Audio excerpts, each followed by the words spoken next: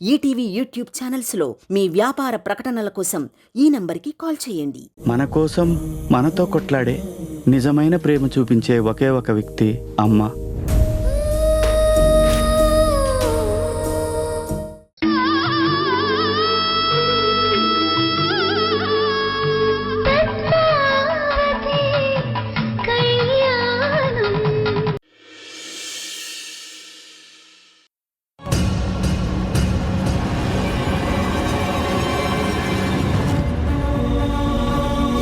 అంటే నువ్వు ఇంట్లో దానకర్మురాలివి, మేమేమో కఠినాత్ములమని నిరూపించాలనుకుంటున్నావా?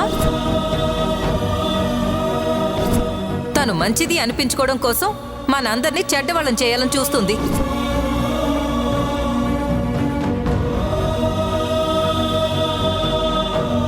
ఏంటి మహాలక్ష్మి, ఇంత రాత్రి అవుతున్నా ఇంకా నిద్రపోలేదేంటి?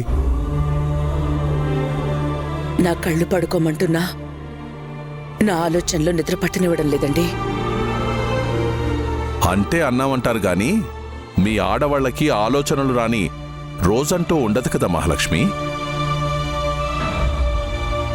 ఎంత బావున్నా ఎప్పుడూ మనసులో ఏదో ఒక ఆలోచన పెట్టుకుంటూనే ఉంటారు, అవునా?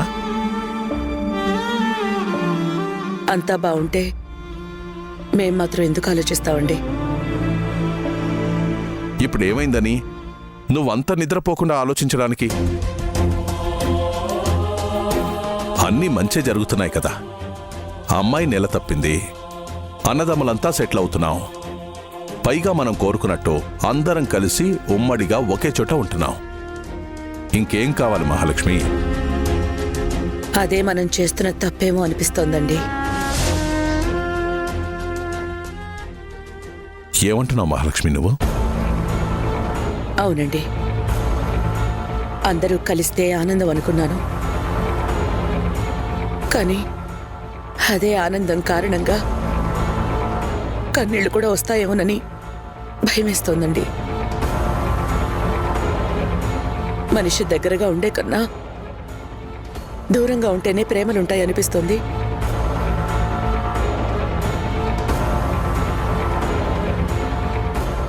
ఎంత తక్కువగా కలిస్తే ఆ బంధం అంత బలంగా నిలబడుతుంది అనిపిస్తోంది.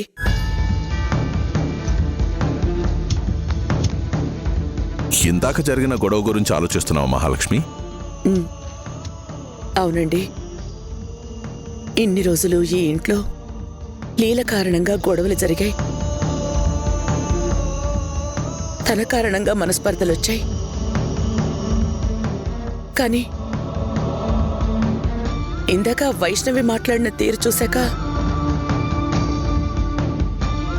వైష్ణవి కారణంగా ఎక్కడ గొడవలు వస్తాయోనని భయంగా ఉందండి. అందులో వైష్ణవిది కూడా తప్పులేదు కదా మహాలక్ష్మి. అదేనండి నా ఆందోళన కూడా. వైష్ణవి అలా మాట్లాడడంలో తప్పులేదు, అలాగని లీల చేసిన పని కూడా తప్పు కాదు. ఇద్దరూ తప్పు చేయకుండానే గొడవ జరిగింది. రేపిలాంటి గొడవలే మళ్లీ జరిగితే అవి ఎటు దారి తీస్తాయో కూడా అర్థం కావడం లేదు. నిజానికి లీలలో మార్పు వచ్చింది కాబట్టి ఉమ్మడిగా కలవగలిగాం. కానీ మళ్లీ విడిపోతే మాత్రం ఇంకెప్పటికీ కలవలేమో అనిపిస్తోంది. మహాలక్ష్మి, అలాంటిదేం జరగదులే, నేనున్నాను కదా. సరే సరే, ఇప్పటికే చాలా లేట్ అయింది, పడుకో.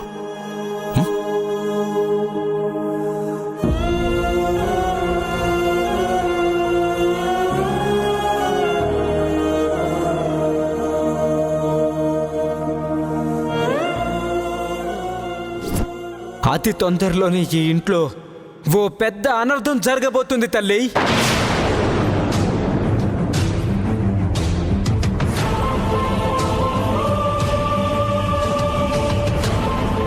నీ సంతోషం అతి తొందరలోనే నీ నుంచి దూరం కాబోతుంది తల్లి.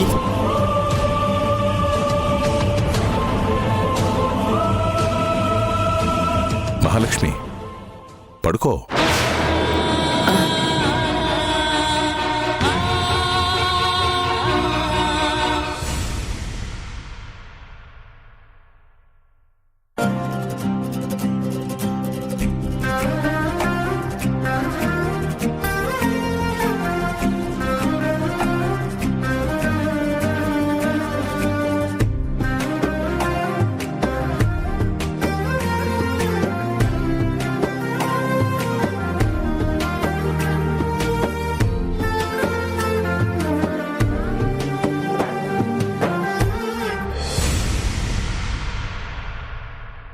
అక్కా,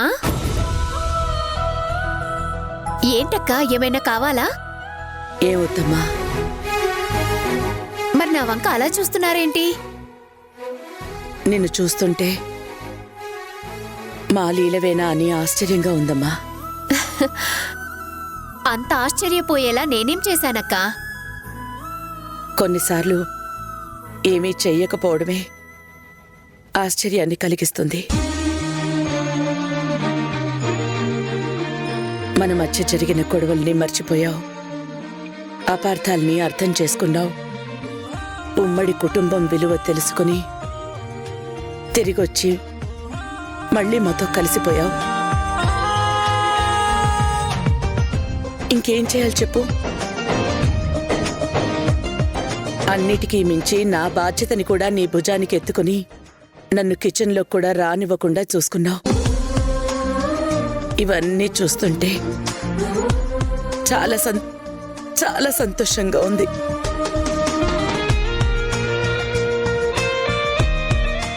లీలా, నిన్నొక మాట అడగచ్చా? ఏంటక్కా అది? నువ్వెప్పటికీ ఇలా కొత్త లీలగానే ఉంటావు కదా? ఏం జరిగినా పాత లీలగా మారవు కదా? ఏమైందక్కా అలా మాట్లాడుతున్నావు? నా వల్ల ఏమైనా తప్పు జరిగిందా? ఆహా, తప్పు నీ వల్ల జరగలేదమ్మా. కానీ ఎవరి వల్ల తప్పు జరిగినా కూడా పెద్ద మనసుతో సర్దుకుపోతావు కదా లీలా? ఇప్పుడేమైందక్కా? ఎందుకిలా మాట్లాడుతున్నావు? ఏం లేదమ్మా, ఎంతో సంతోషంగా ఉన్న మన కుటుంబం మళ్ళీ ఏమైనా మనస్పర్ధలతో విడిపోవాల్సి వస్తుందేమోనని భయపడుతున్నాను. మన మధ్య మనస్పర్ధలు ఎందుకొస్తాయక్కా? ఎందుకు రావు లీలా? మొన్నట్లా గొడవలు జరిగితే రాకుండా ఎందుకుంటాయి?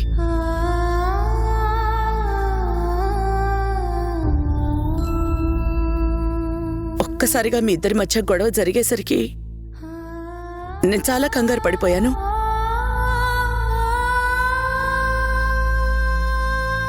కానీ ఆ దేవుడి దయ వల్ల ఆ గొడవ పెద్దది కాలేదు.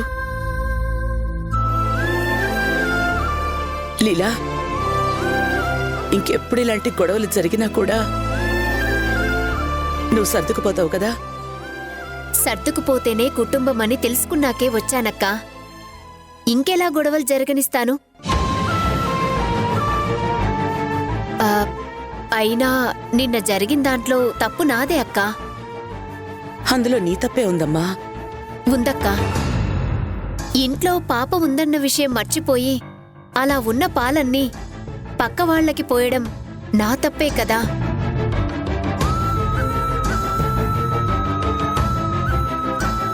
ఎంతైనా తల్లి మనసు కదక్కా.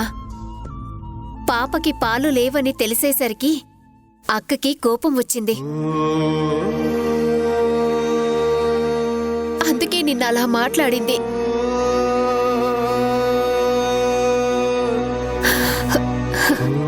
అయినా పిల్లల్లేని దాని కదా, తల్లి ప్రేమ ఎలా తెలుస్తుంది? అలా అనకమ్మా. నీకు త్వరలోనే పండంటి పిల్లలు పుడతారు.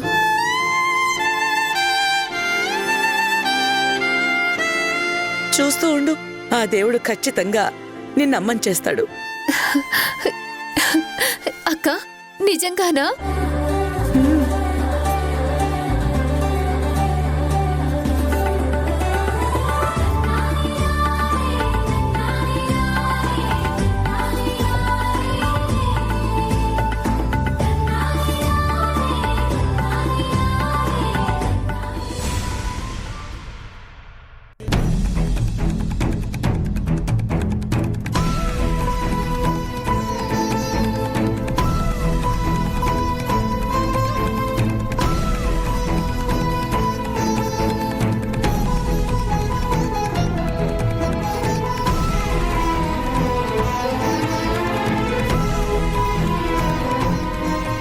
ఏంటక్కా నన్ను చూసి కూడా చూడనట్టు నీ పని నువ్వు చేసుకుంటున్నావు?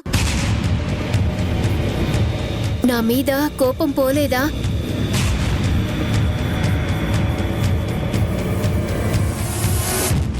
నీ మీద నాకెందుకు కోపం ఉంటుంది?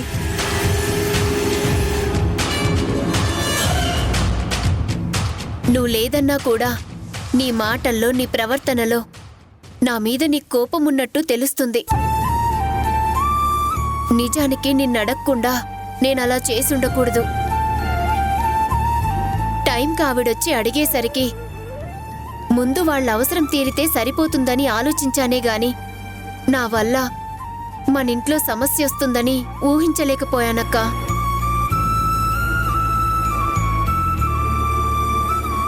నలుగురిలో మనం మంచి అనిపించుకోవాలనుకున్నప్పుడు ఎదుటి వాళ్ళ గురించి ఆలోచించాల్సిన అవసరం లేదు కదా.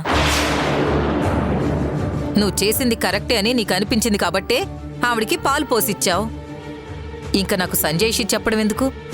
లేదక్కా, నిన్న నేను చేసింది కరెక్ట్ కాదని నాకు తెలిసొచ్చింది కాబట్టే సంజాయిషి ఇస్తున్నానక్కా. నా వల్ల తప్పు జరిగింది కాబట్టే ఇంకోసారి ఇలా జరగదని చెప్పడానికే నీ దగ్గరకొచ్చాను. రాత్రికి మన ఇంట్లో మన డైరీ పాలు వస్తాయనుకున్నా, కానీ రాలేదు. దాని కారణంగానే పాపకి పాలు లేకుండా పోయాయి. జరిగిన దానికి అంతటికీ కారణం నేనే. ఐఎమ్ రియల్లీ సారీ అక్కా, నన్ను క్షమించక్కా. ఏ చిచ్చి, ఏంటి లీలా ఇది? అయినా నువ్విదేం కావాలని చేయలేదు కదా. పర్లేదులే, ఇంకోసారి కాస్త చూసుకుని చెయ్యి, సరేనా? అంటే ఇప్పుడు నువ్వు నన్ను క్షమించినట్టే కదక్కా? లీలా, ఏంటి లీలా, అక్క చెల్లెళ్ళ మధ్య మనస్పర్ధలనేవి పాల పొంగులా ఉండాలే తప్ప పగలు పెంచుకుని క్షమాపణలు చెప్పుకునేంత కఠినంగా ఉండకూడదు. నిన్ను మనస్ఫూర్తిగా అర్థం చేసుకున్నాను, సరేనా? థ్యాంక్స్ అక్కా, థ్యాంక్ యూ వెరీ మచ్.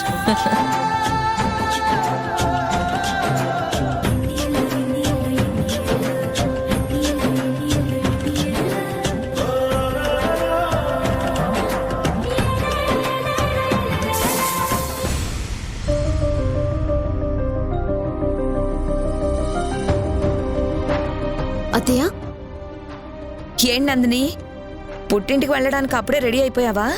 మళ్ళీ వంశీ వచ్చాక రెడీ అయ్యే ప్రోగ్రాం పెట్టుకుంటే తను చిరాకు పడతాడని ముందే రెడీ అయిపోయానత్తయ్య. వంశీ చిరాకు పడతాడని రెడీ అయ్యావా, లేక పుట్టింటికి వెళ్ళడానికి లేట్ అవుతుందని రెడీ అయ్యావా? ఆడపిల్లకి పుట్టింటికి వెళ్ళడం అంటే ఎంత ఇష్టమో నాకు తెలుసు నందిని. ఎందుకంటే నేను ఒక ఇంటి నుంచి వచ్చిందాన్ని కదా. అలాంటిదేం లేదత్తయ్య, నాకు పుట్టిల్లైనా అత్తారిల్లైనా రెండో ఒకటే. ఎందుకంటే కన్న తల్లి ఆ ఇంట్లోనే ఉన్నా నన్ను కంటికి రెప్పలా చూసుకునే మీరు ఇక్కడే ఉన్నారు కదా.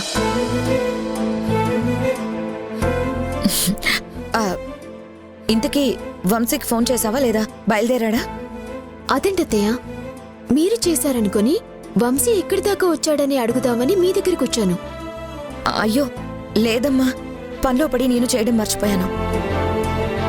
ఉండు, ఇప్పుడే ఫోన్ చేస్తాను. అక్కర్లేదత్తయ్య, వంశీ వచ్చేశాడు. మీరు మాట్లాడుతూ ఉండండి, నేను వెళ్ళి వంశీ లగేజ్ కూడా తీసుకొస్తాను.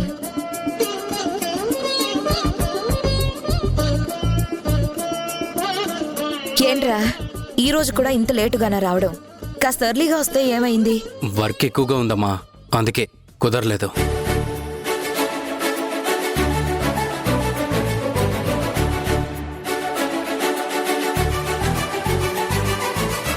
ఏంటి వంశీ అలా చూస్తున్నావు? బయలుదేరదామా? ఎక్కడికి నందిని? అదేంట్రా అప్పుడే మర్చిపోయావా?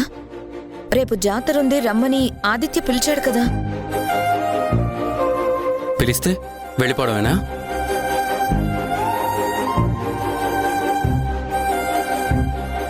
అదేంటి వంశీ, ఇప్పుడు నువ్వు రావట్లేదా? నేనే కాదు, నువ్వు వెళ్ళడానికి వీల్లేదు.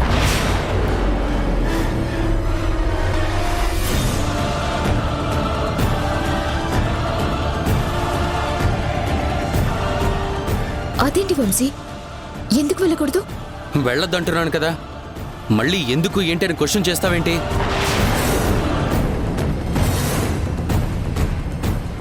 వెళ్ళొద్దు అంటే వెళ్ళొద్దు, అంతే.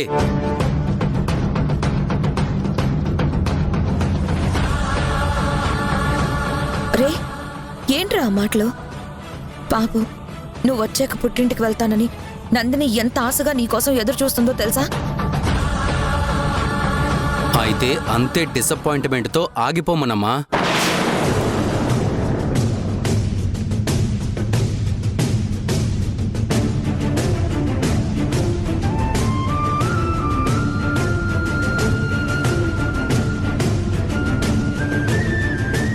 వంశీ, నాకు అమ్మవారి జాతర చూడాలని కోరికగా ఉంది. నేను వెళ్ళొస్తాను. వెళ్ళొద్దు.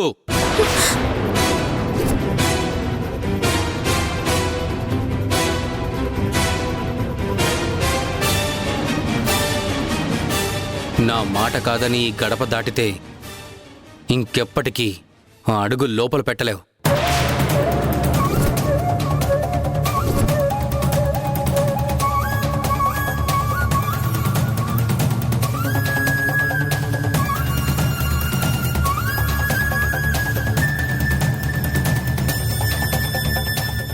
శాశ్వతంగా నీ పుట్టింట్లోనే ఉండిపోవాల్సి వస్తుంది.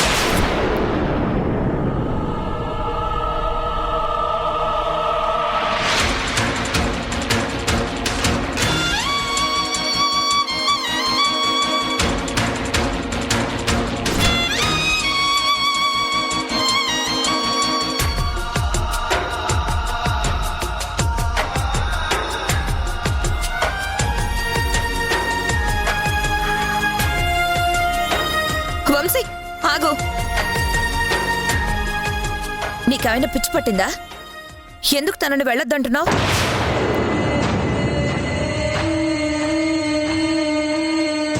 వాళ్ళ నాన్నగారి చేతుల మీదుగా జాతర జరుగుతుంది కాబట్టి చూడాలని ఆశపడుతుంది తప్ప?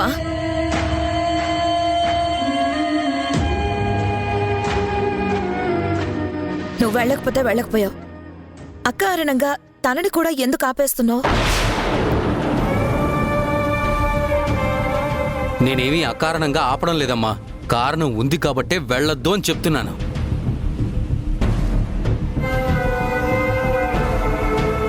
తనిప్పుడు కడుపుతో ఉన్న మనిషి. ఎక్కడికి పడితే అక్కడికి వెళ్ళటం సేఫ్ కాదని చెప్పాను కదా, అందుకే ఆపుతున్నాను.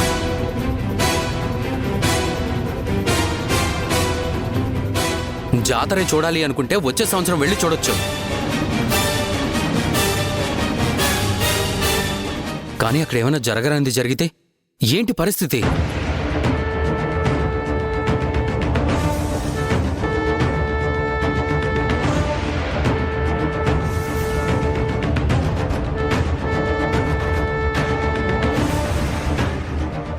ఒకసారి తను మొండిగా వెళ్తే ఏం జరిగిందో చూశారు కదా, అప్పుడు తెలిసి జరిగింది. ఇప్పుడు మళ్ళీ అలాంటిది జరగకూడదు జరిగితే ఏంటి పరిస్థితి?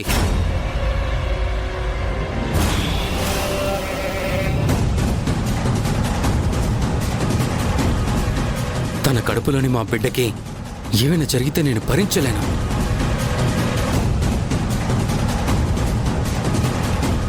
అందుకే వద్దు అంటున్నాను. ప్లీజ్ అమ్మా, అర్థం చేసుకో. అంటే ఏంట్రా నీ ఉద్దేశం? ప్రతిసారి అలాగే జరుగుతుందనా? జరగదు అని నువ్వేమైనా గ్యారంటీ ఇవ్వగలవామా?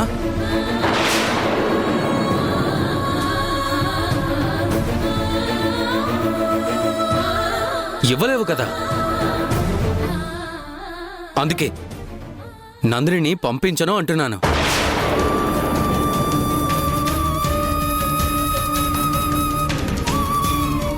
అర్థం చేసుకుని ఇంట్లో ఉంటే నా భార్య అవుతుంది. అలా కాదని వెళ్ళిపోతే ఇంటికి మాజీ కోడలవుతుంది.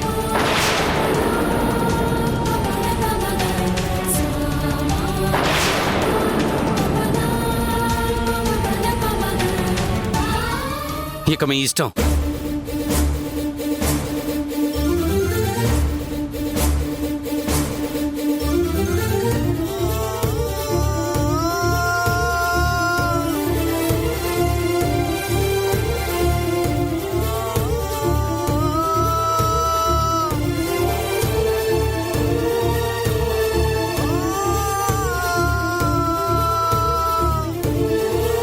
నందిని, అత్తయ్య,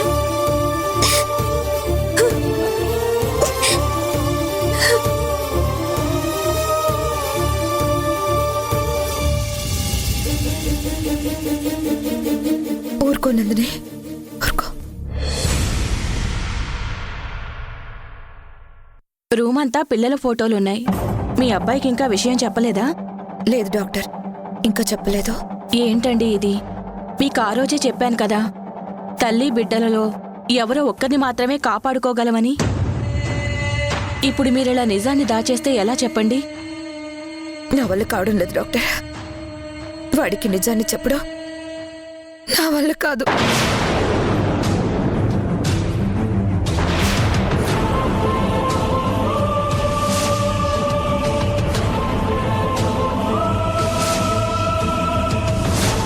ఈటీవీ విన్ యాప్ రోజుకి కేవలం రూపాయి మాత్రమే.